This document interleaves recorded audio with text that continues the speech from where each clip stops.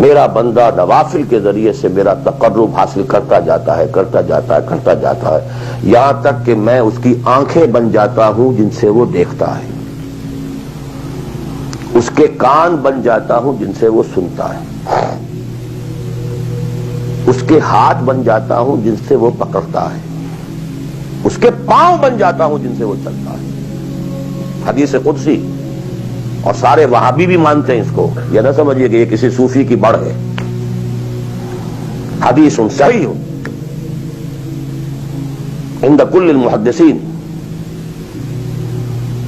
اللہ ہاتھ بن جاتا ہے آپ کا، اللہ پاؤں بنتا ہے آپ کا، اللہ آنکھ بنتا ہے آپ کی، اللہ کان بنتا ہے آپ کی۔ یہ بہت اونچی بات ہے، بہت اونچی بات ہے، بہت اونچی بات ہے، لیکن یہ تقرب بالنوافل کا درجہ کہاں آئے گا؟ جہاں آپ ایک اسلامی نظام کے تحت سانس لے رہے ہیں۔ جہاں وہ اسلامی نظام نہیں ہے، پہلا فرض تن من دھن اس نظام کو بدلنے کے لیے لگا دینا۔ اگر یہ نہیں ہے تو نماز نہیں ہے، منہ پر دے ماری جائے گی۔ میں جو کچھ کہہ رہا ہوں علی وجہ البصیرت کہہ رہا ہوں، میری پوری زندگی کے مطالعے کا نچوڑ ہے۔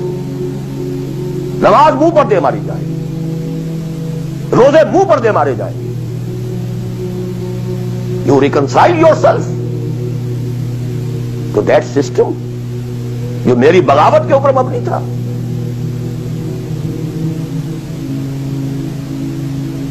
پہلا فرض یہ ہے، تن من دھن۔ You can not reconcile with that system, you cannot accept that system۔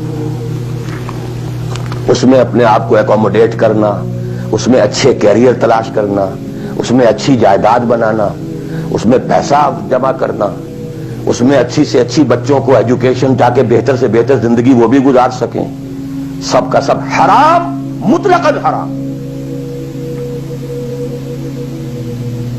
پہلا کام یہ ہے اپنی جان، اپنا مال، اپنا تن، اپنا دھن سب اللہ کے دین کے لیے خرچ کرو۔ سب سسٹمز لیول کے اوپر صرف جان کو باقی رکھنے کے لیے جو ناگزیر ہے، that is allowed, nothing more. This is the point, crucial point. اب ہمارے سامنے حدیثیں ہوتی ہیں اور وہ سارے فضائل کی کتابیں ہیں اور یہ ہیں جن کا تعلق اس ماحول سے تھا جبکہ دین قائم ہو چکا تھا۔ اس کانٹیکسٹ میں باتیں ہو رہی ہیں، نفل کی بات ہو رہی ہے اور قیام اللیل کی بات ہو رہی ہے اور جو ہے ختم قرآن کی بات ہو رہی ہے، اور اگر فجر کے بعد بیٹھے رہے مصلی پر اور 2 رکعت پڑھ کر اٹھے جبکہ سورج نکل چکا ہے تو اب یہ اتنا اونچا سوال، یہ ساری باتیں، all these things become absolutely irrelevant۔ The deciding factor is دین غالب ہے، ٹھیک ہے، چلو نوافل کی طرف، قرات کی طرف چلو، جتنا آگے سے آگے یتقرب الی العبد بالنوافل، ورنہ تقرب بالفرائض پہلے فرض کرنے ہوں گے، اور فرضوں میں پہلا فرض جہاد ہے۔ Now please note this word. جہاد اصل میں اس جد و جہد کا جامع عنوان ہے، your struggle against that system۔ لہذا انما المؤمنون الذين آمنوا بالله ورسوله ثم لم يرتابوا وجاهدوا باموالهم وانفسهم في سبيل الله۔ Integral part of the definition of a مومن۔ اگر زندگی اس سے خالی ہے یا اتنی ہے، وہ جتنی ہو جائے نفل کے درجے میں، اصل وقت، اصل دھارا بہ رہا ہے دنیا کی طرف، دنیا کے حصول کے لیے، جتنا پھیل سکیں، جتنا پھل سکیں، جتنا پھول سکیں، جتنی جڑیں گہری جما سکیں، جتنا کچھ اولاد کے لیے چھوڑ کر مر سکیں، جتنا اولاد کو زیادہ سے زیادہ دنیا کی سہولتیں دینے حاصل کرنے کے قابل بنا کر جا سکیں، ساری تو توانائیاں اور ساری قوتیں اور ساری صلاحیتیں اور سارے اوقات تو کپے ہوئے اس میں۔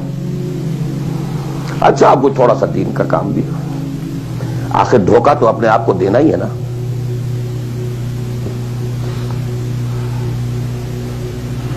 قسمت فروش عورتیں بھی تو کالے کپڑے پہن کے جلوس میں نکلتی ہیں تازیوں کے, اور سبیلیں لگاتی ہیں اور مسجدیں بناتی ہیں.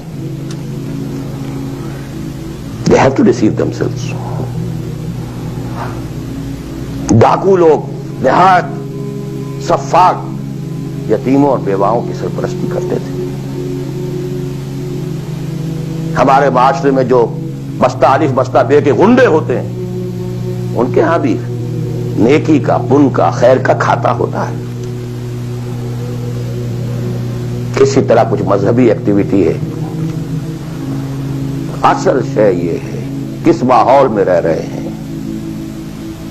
بہت خوش قسمت ہوتا میں اور آپ, پھر آپ اچھے سے اچھا پہنتے, کوئی اعتراض نہیں, اچھے سے اچھا کھاتے. قل من حرم زینۃ اللہ التی اخرج لعبادہ والطیبات من الرزق. خلافت راشدہ میں آپ رہ رہے ہیں, آپ حلال ذریعے سے کما رہے ہیں, آپ بہت اچھا کھائیے, بہت اچھا پہنیے, بلکہ اللہ چاہتا ہے کہ اس کی نعمت جو اس نے تمہیں دی ہے وہ تم پر ظاہر ہو. لیکن پلیز نوٹ دی کانٹیکسٹ. دین مغلوب ہو اور آپ اچھا پہننے اور اچھے کھانے کی فکر میں ہو. مجھے جملہ یاد آ رہا ہے حضرت ابو بکر کا رضی اللہ تعالی عنہ.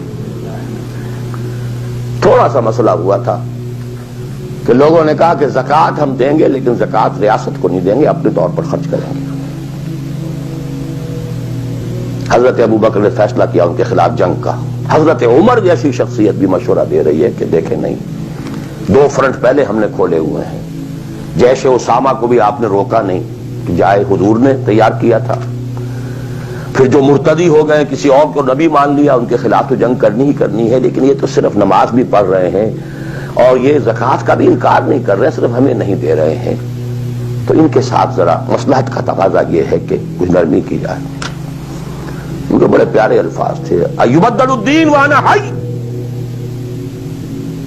کیا دین میں تغیر کیا جائے گا جبکہ ابھی میں زندہ ہوں؟ خدا کی قسم اگر یہ حضور کے زمانے میں زکوٰۃ کے اونٹوں کے ساتھ ان کے باندھنے والی رسی بھی دیتے تھے, اور اب اگر یہ کہیں گے کہ اونٹ لے جاؤ رسی نہیں دیں گے, تب بھی میں قتال کروں گا, اور خدا کی قسم کوئی میرا ساتھ نہیں دے گا تو میں اکیلا جاؤں گا. اور اے عمر تمہیں کیا ہو گیا؟ تم جاہلیت میں تو بڑے سخت تھے, اسلام میں آ کر تم نرم ہو گئے ہو. یہ ڈانٹ ابو بکر پلا رہے ہیں عمر کو رضی اللہ تعالی عنہ. تو اچھی طرح جان لیجئے, اب میں نہیں کہہ سکتا کہ میں کس طریقے سے اس کو بیان کروں, کیسے ٹھوک ٹھوک کر آپ کے ذہنوں میں اتار دوں. یہ ہے اصل شے. دین کا سارا سٹرکچر ہی بالکل ریورس ہو جاتا. The whole value structure absolutely changes. دین غالب ہے تو وہ ساری باتیں ہیں جو ہم نے خوب یاد کی ہوئی ہیں. آسے حقوق والدین بھی تو ہے نا, آخر بچوں کے حقوق بھی تو ہے نا. یہ حقوق والدین جو ہے ان مہاجرین کو یاد نہیں آئے جو اپنے ماں باپ کو چھوڑ کر مدینے پہنچ گئے تھے. یہ اولاد کے حقوق انہیں یاد نہیں آئے, بیویوں کے حقوق یاد نہیں آئے. وہ تو فینیٹکس تھے نا, پاگل تھے نا. مدینے کے منافقین نے انہیں سفہا کہا تھا, بے وقوف لوگ ہیں یہ. انؤمن کما آمن السفہا, these fools, these fanatics. یہ ساری حدیثیں آپ کو یاد ہیں.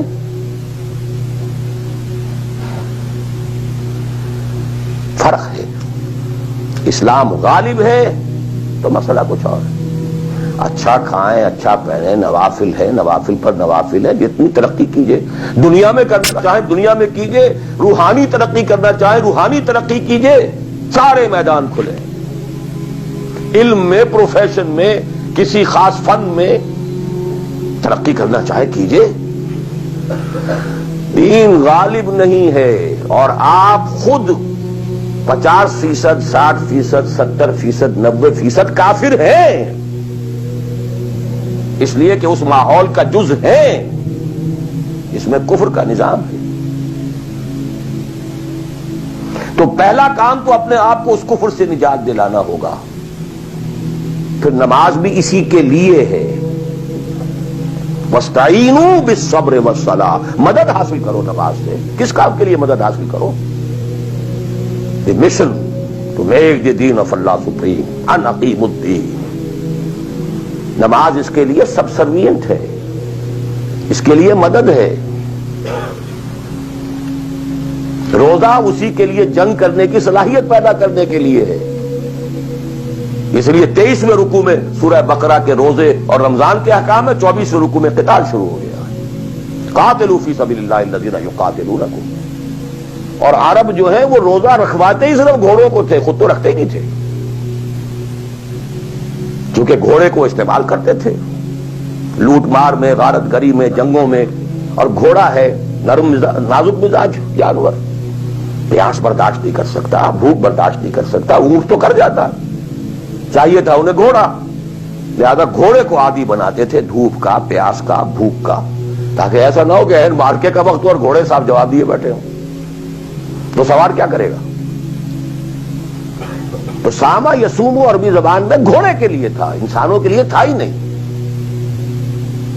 یہ تو مدینے میں آنے کے بعد پھر حضور نے یہودیوں کو دیکھا کہ روزہ رکھتے ہیں تو آپ نے بھی مسلمانوں سے کہا عاشورہ کا روزہ ہے وغیرہ وغیرہ. چھوڑ دیجیے، اس بات کو لمبی ہو جائے گی.